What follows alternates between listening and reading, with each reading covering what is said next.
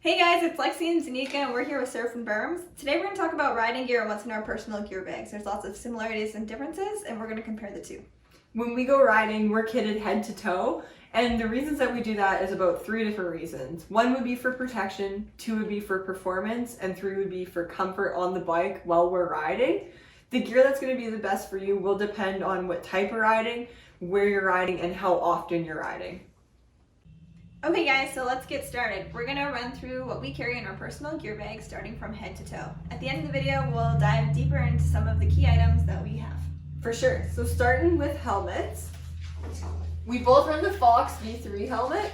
Awesome for moto and off-road. Good all year-round helmet as well too. Next is on to goggles.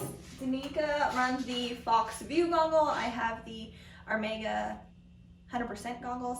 They both have a high impact lens. For jersey pants and gloves, we run a moto style kit. So pants that are in the boot, jersey that's a little bit more of an athletic fit, and gloves that have a single layer palm. And then underneath that jersey, I run the Fox RACEFRAME soft back chest protector. And then Lexi sometimes wears a chest pro. Yeah, it depends on the kind of riding I'm doing. Mainly I wear one if we're riding moto at the track, just to protect from all that hard roost. Next on to knee braces. DANIKA wears the ALPINESTAR articulating knee pad style. I have a medical grade Pod K4 knee brace. We also wear different boots. I have the Fox Instinct and DANIKA has the Tech 7S. Whether you're a beginner, a weekend warrior, or a racer, the 2 most important things to have in your gear bag are going to be your helmet and boots. We're going to dig a bit deeper into helmets. When looking for a helmet, there's good, better, and best options. The most important detail with helmets is to make sure that they fit properly. Every helmet has a different head shape, and just because you like the look of one helmet doesn't mean it's the right one for you. Helmets aren't supposed to last forever. If your helmet is 5 years or older, had a big crash, maybe you've dropped it, any type of significant impact to the actual helmet itself, you're probably going to need replacing.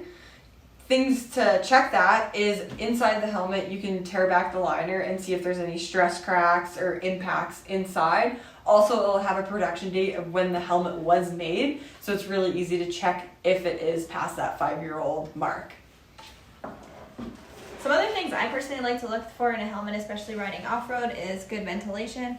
Lots of helmets come with different options, but when riding off-road and you're racing or riding for more than 3 hours, the ventilation makes a big difference. And some things that I really look for is some safety features within the helmet, whether it's going to be rotational management or impact management. Some things you can look for would be like MIPS inside the helmet, flex liners, high-low density EPSs, just for those linear impacts to be covered for any type of crash. But ultimately, a proper fitting helmet is what makes the biggest difference. It should be a bit of a process when you go try on a helmet and get fitted for something proper. We recommend going down to your local dealer and getting fitted to make sure that you get the best one. For sure. It should be an educated purchase. You want to really dig deep into how these are fitting and have somebody help you fit it. They are the experts with it, and each one is going to be different. Next is boots. When looking at boots, some key features to pay attention to would be the soles of the boot. Some have vibration and impact dampening within the sole and footbed. Also, some boots have a slick MX sole, or you can get boots that have a more aggressive off-road tread pattern on them. Another key feature to look at would be ankle support. Many boots will fold right in half like that, and that's something that you don't want. Look for a boot that's going to provide you with some hinges. The Fox Instinct is a great example where you can move the boot forward and back freely, so you can move around on your motorcycle, but that side-to-side rotation is not there, so you have ankle support throughout the boot. For sure. And then the next one would be buckles on a boot. You want to look for a boot that has a talon style buckle so mud and debris clear out easily. We all want longevity out of our boots, so when you're purchasing a new boot, look for things such as replacement parts, sole replacements, metal buckles. All of those are going to make your boots last longer and get lots of easy replacements. For sure. If you have a smaller foot, you may have difficulties getting into a higher end boot, for instance, like the Fox Instinct. I have a women's 5.5 size shoe, so I actually fit into a men's boys size 4 boot, so that would be the Tech 7S. This is kind of the best boot that I found in those smaller sizes.